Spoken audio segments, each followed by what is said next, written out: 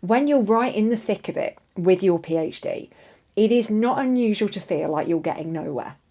Whether it's the long stretches of reading without writing anything, the constant requests for changes that your supervisors are making, or the self-doubt that creeps in, you might find yourself asking, what if I'm not getting anywhere? What if I'm not making any progress? Should I just quit? This feeling can be awful. You look around and you see your peers, your fellow PhD students, handing in drafts, presenting at conferences, securing academic jobs. And you're stuck. You're thinking, why am I not moving forward? What is it that they're doing that I'm not doing? What is it that they've got that I haven't? Here's what you need to know. When it comes to a PhD, progress is not always visible, and it is definitely not linear. In fact, what feels like a lack of progress is often where the real work happens. The times when you think you're doing the least are often the times when you're actually doing the most. Because the magic often happens in the pauses, it happens in the gaps, it happens in those in-between phases where you feel like you're getting nothing done. In this video, I'm going to dive into what progress actually looks like in a PhD, why it often feels invisible, and how you can learn to recognise and embrace those subtler periods of your PhD when progress is happening that isn't always obvious. If we've not met before, hi, I'm Dr. Elizabeth Yardley, and I help PhD students get out of their own way and get on with their doctorates. The mindset stuff, the way you think and the way you feel about your PhD is huge. It really is. The students who are aware of this stuff and do a lot of work on themselves, they have a much easier time of the PhD journey. They really do. And I guess easy probably isn't the most appropriate word because no PhD is easy. It's one of the hardest things you'll ever do. But there are probably things that you can do to make it easier on yourself. And the single thing that will trip you up the most on your PhD journey, that's you. Yeah, so let's get into it. First up, progress is more than just a word count. One of the biggest misconceptions about progress during the PhD journey is that it has to be something tangible. Pages written, chapters completed, data analysed, papers published. Anything you can put a number on. And don't get me wrong, those things are really important milestones, but they are just part of what the PhD journey is all about. They're not all of it. So let's break down what some other forms of progress can look like. Firstly, thinking time. Some of the most valuable work you will do during your PhD happens in your head. And this often happens when you're not directly focusing on your PhD. So it might be when you're going out for a walk, or when you're on the bus or the train travelling somewhere, when you're having a shower. Your brain is processing all the PhD related stuff you've been doing. And it's in these gaps, it's in these in-between phases where the magic often happens. The connections between ideas start to make sense. The conceptual shifts begin to happen. A lot of the light bulb moments in a PhD will happen during these seemingly unproductive times. So thinking time, in-between time, time when you're not actually writing anything down is all really important, okay? So don't underestimate the value of the thinking time. You need the thinking time before you can start writing the meaningful stuff. And I just want to say one more thing about this before we move on to the next one. And that is that this thinking time is not laziness. Okay, just because you're not producing hundreds of words does not mean you're being lazy. And there does seem to be this expectation that unless you are producing something that other people can see, you're not making progress. And nothing could be further from the truth. This thinking time, this pondering, these pauses, they're not signs of laziness or a lack of drive. Don't mistake pauses for a lack of progress, okay? You need thinking time. You are not a machine. Next up, I want to talk about revisions and refinements. How many times have you worked on a draft only to then go and delete a big portion of what you've written, or to completely change it or start it over? And this can be massively frustrating, and it can feel like you've done something and you've just had to throw it in the bin, therefore it's wasted time. It's something that doesn't matter, it's not important. And there is this pressure that I see a lot of PhD students put on themselves to get something right the first time. When they want to submit a chapter or a draft to their supervisor, they want that draft to be perfect. They want that draft to be the final one. And I think we need to get to the point where we accept that actually that's not normal. It's not normal to write something once and it's one and done.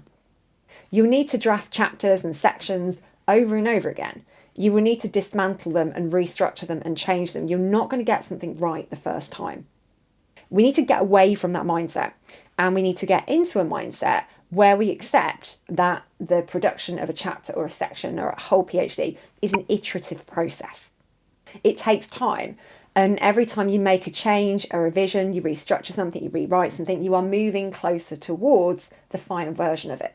And what may feel like going in circles is actually a deepening of your understanding. Next up, let's think about reviewing the literature.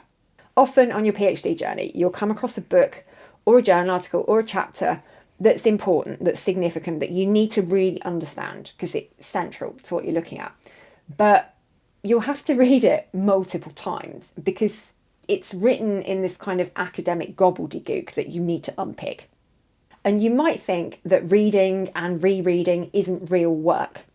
You might feel that because you're having to reread it, there is something wrong with you. There is something wrong with your capacity to understand it. And that's not true. A PhD is about building on existing knowledge. So if you've got to take a bit of time to understand what that knowledge is, what it is that author's trying to communicate, what it is that this study demonstrates, so be it. Take as long as you need to. And some academics write in the most impenetrable, elaborate and wordy way. And I lost track of the number of times that I had to sit down with a dictionary next to me when I was reading an academic paper or an academic book, because the language in it was just so alien to me. So all the time that you spend doing that kind of thing, making sense of stuff, that is progress. Because before you can summarise something or interpret it or evaluate it or synthesise it, you've got to understand what it's all about. And let's be honest, with some authors and some books and some journal articles, that's going to take some time. Now, hurdles, bumps in the road, whatever analogy you want to use, these are all parts of the PhD journey. Whether it's an experiment that didn't work, feedback that really stings, whether you put in your application for ethical approval and it doesn't get accepted, whether you put in a research proposal to go onto a doctoral program and it gets rejected, all of this stuff can really suck. It's hard, it really is. But these parts of the journey don't mean that you're not making progress.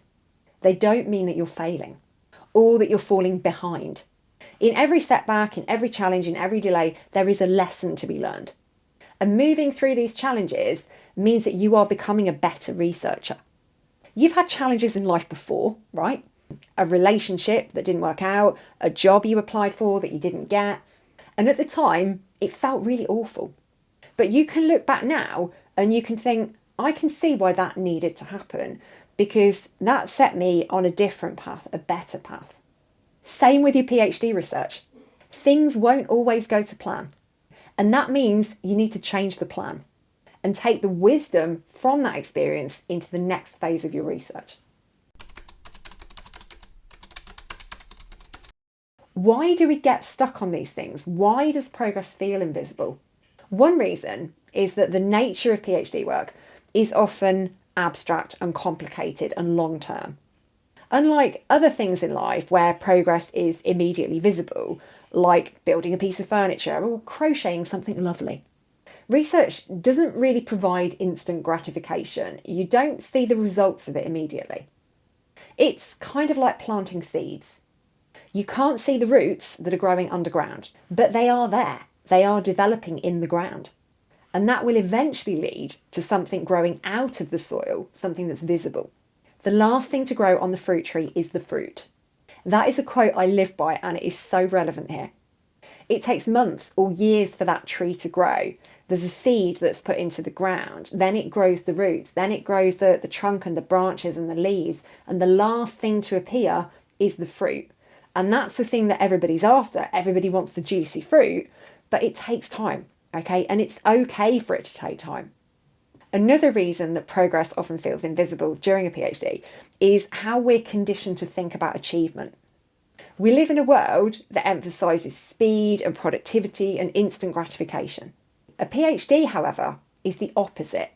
It's slow, it's thoughtful, it's focused on producing something significant something meaningful, rather than something fast.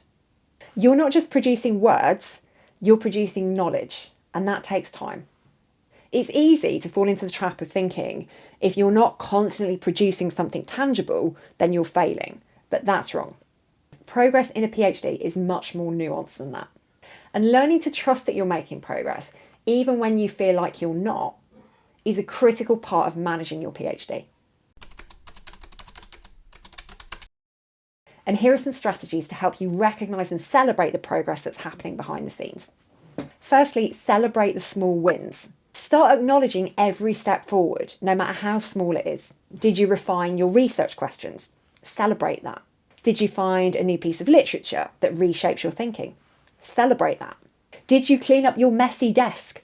Celebrate that. Did you get your cloud storage properly organised? Celebrate that. These are small but important milestones. And by recognising them, you can help shift your mindset from feeling stuck to feeling accomplished. Secondly, document your ideas. Write down your ideas, your breakthroughs, your frustrations. And this can serve as a physical reminder that you are progressing, especially if you're somebody who needs to see tangible stuff written down. Because even though you might not have written thousands of words of your literature review, you've written a few pages or more of your thoughts, of your own internal processes. So you can see progress, you can see movement, you can see change there. Even though that's not going into your actual thesis, that is evidence that you're progressing. Sometimes just seeing how your thinking is evolving helps you recognise that you are moving forward.